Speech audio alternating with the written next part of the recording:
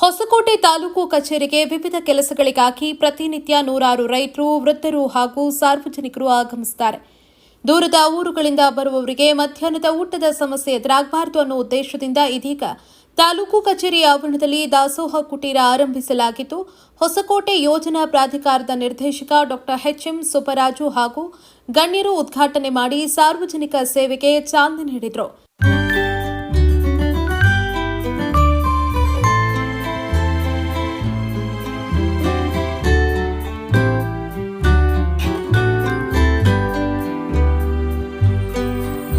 ಸಾರ್ವಜನಿಕ ಸೇವೆಯ ಜೊತೆಗೆ ಮಾನವೀಯ ಸೇವೆಯನ್ನ ನೀಡುವ ಉದ್ದೇಶದಿಂದ ಹೊಸಕೋಟೆ ತಾಲೂಕು ಕಚೇರಿ ಆವರಣದಲ್ಲಿ ದಿವಂಗತ ಚನ್ನಬೈರೇಗೌಡರ ಸ್ಮರಣಾರ್ಥವಾಗಿ ಮಾಜಿ ಸಂಸದರಾದ ಬಿಎನ್ ಬಚ್ಚೇಗೌಡರು ಹಾಗೂ ಶಾಸಕ ಶರತ್ ಬಚ್ಚೇಗೌಡರ ಬೆಂಬಲಿಗರೆಲ್ಲ ಸೇರಿ ಈ ದಾಸೋಹ ಕುಟೀರ ಆರಂಭಿಸಿದ್ದೇವೆ.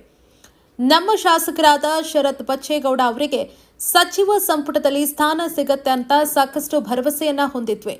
ಸಚಿವರಾಗಿ ಪ್ರಮಾಣ ವಚನ ಸ್ವೀಕರಿಸಿದ ದಿನದಿಂದ ಈ ನಿತ್ಯ ದಾಸೋಹ ಸೇವೆಯನ್ನ ಪ್ರಾರಂಭಿಸಬೇಕು ಎಂದು ಸಾಕಷ್ಟು ಕನಸು ಕಟ್ಟಿಕೊಂಡಿದ್ವಿ. ಆದರೆ ದುರಾದೃಷ್ಟವಶಾತ್ ಆ ಕನಸು ನನಸಾಗಲಿಲ್ಲ.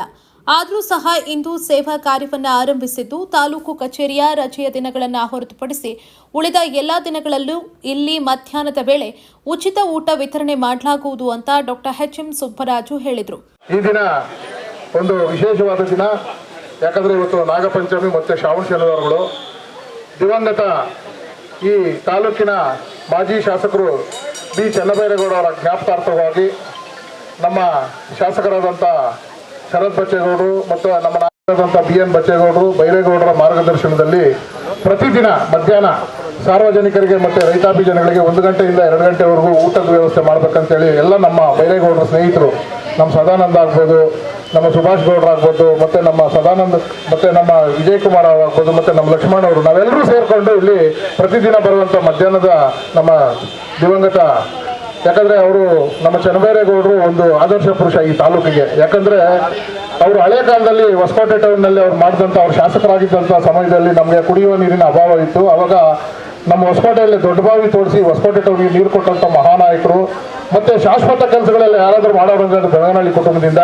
ಮತ್ತು ನಮಗೆ ಇಲ್ಲಿ ಮಳೆ ಬಂದರೆ ಈ ದೊಡ್ಡ ಮೋರಿ ಮಾಡಿದ್ದಾರೆ, ನೀವು ನೋಡಿರ್ಬೋದು.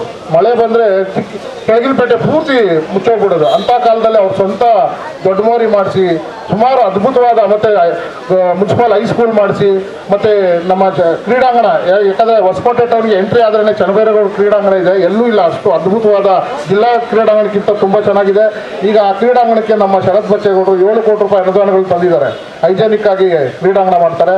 ಅದೇ ರೀತಿಯಾಗಿ ಬಚ್ಚೇಗೌಡರು ಸಹ ನಮ್ಮ ಬಚ್ಚೇಗೌಡರು ಸಹ ಶಾಶ್ವತವಾಗಿ ಅಂತ ಕೆಲಸಗಳು ಮಾಡಿದ್ದಾರೆ. ಅದನ್ನು ಈಗ ನಮ್ಮ ಶರತ್ ಬಚ್ಚೇಗೌಡರದು 5 ಸೂತ್ರಗಳಿದೆ. ಅವರು ಮೊದಲಿಗೆ ವಿದ್ಯಾಭ್ಯಾಸಕ್ಕೆ ಮಾನ್ಯತೆ ಕೊಡ್ತಾರೆ.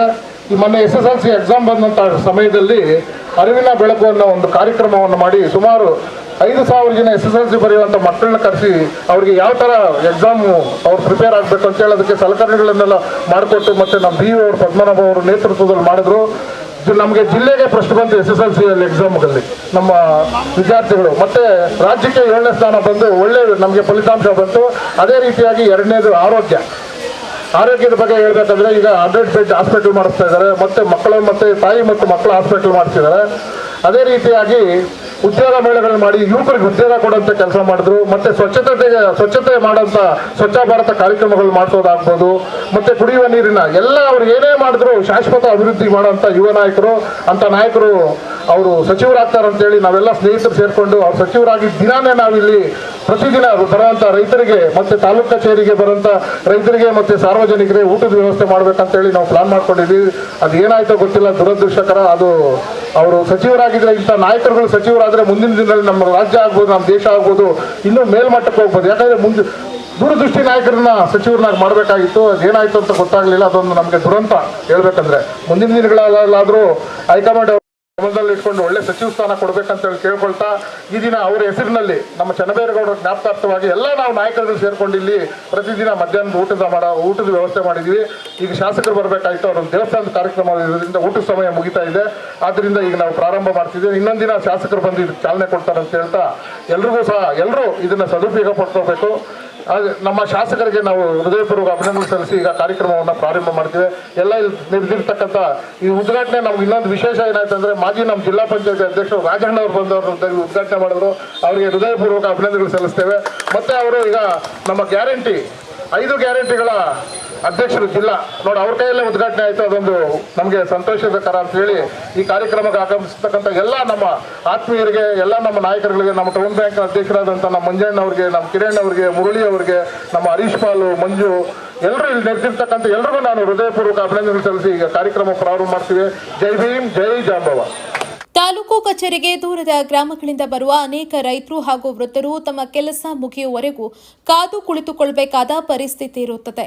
ಇಂತಹ ಸಂದರ್ಭದಲ್ಲಿ ಹಸಿದವರಿಗೆ ಉಚಿತವಾಗಿ ಊಟ ನೀಡುವ ಈ ದಾಸೋಹ ಸೇವೆ ಸಾರ್ವಜನಿಕರ ಪಾಲಿಗೆ ನೆರವಾಗಲಿದೆ. ಹಸಿದವರಿಗೆ ಅನ್ನ ನೀಡುವುದು ಮಹದಾನ ಅನ್ನೋ ಆಶಯದೊಂದಿಗೆ ಆರಂಭ ಆಗಿರೋ ಈ ದಾಸೋಹ ಕುಟೀರ ತಾಲೂಕು ಕಚೇರಿಗೆ ಬರುವ ಸಾರ್ವಜನಿಕರಿಗೆ ನೆರವಿನ ತಾಣವಾಗಲಿ ಅನ್ನೋದು ಎಲ್ಲರ ಆಶಯ. ಸರ್ಕಾರಿ ಕಚೇರಿ ಆವರಣದಲ್ಲಿ ಆರಂಭ ಆಗಿರೋ ಈ ಮಾನವೀಯ ಸೇವೆಗೆ ಸಾರ್ವಜನಿಕರಿಂದಲೂ ಮೆಚ್ಚುಗೆ ವ್ಯಕ್ತವಾಗಿದ್ದು, ಇದು ಕೇವಲ ದಾಸೋಹವಲ್ಲ, ಹಸಿದವರ ಹೊಟ್ಟೆ ತುಂಬಿಸುವ ಮೂಲಕ ಮಾನವೀಯತೆಯ ಸಂದೇಶ ಸಾರುವ ಸೇವೆಯಾಗಿದೆ ಅಂತ ಸಾರ್ವಜನಿಕರು ಸಂತಸವನ್ನ ವ್ಯಕ್ತಪಡಿಸಿದರು.